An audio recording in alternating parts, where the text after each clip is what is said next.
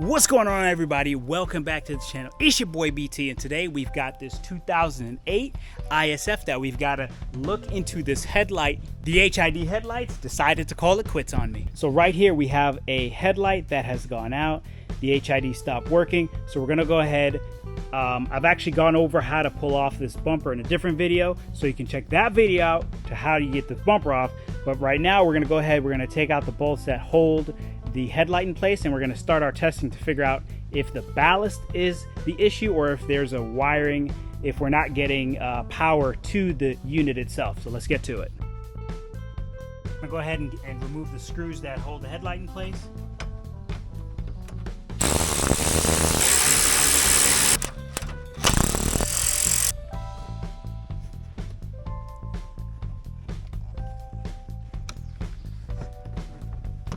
All right, first thing we're gonna do, we're gonna take this off right here.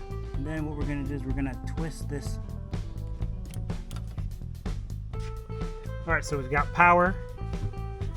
We've got power coming out, so we're gonna go ahead and hook in here. So I am not getting a signal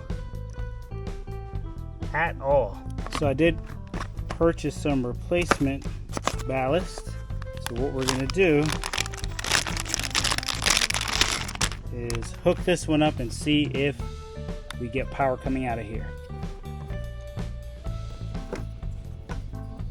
All right, so this bolt right here, this is a T30.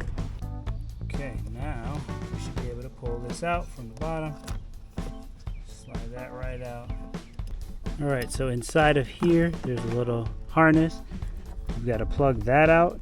All right, so once you wiggle that out, this is our power line that's actually pushing power to the ballast.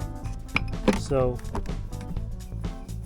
we can go ahead and test that line to see exactly what we're getting there. All right, so with power supplied, we're gonna go ahead and read on these two pins right here. Okay, we're getting voltage, so we're good.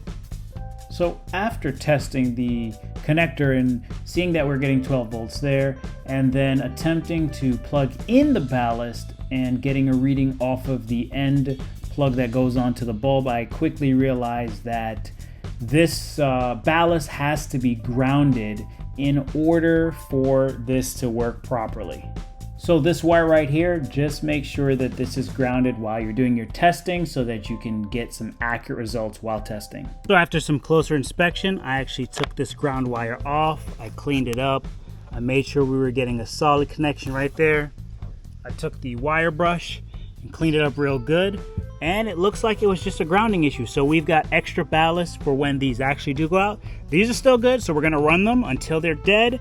And I think that's all. We're just gonna go ahead and reassemble this and put everything back together.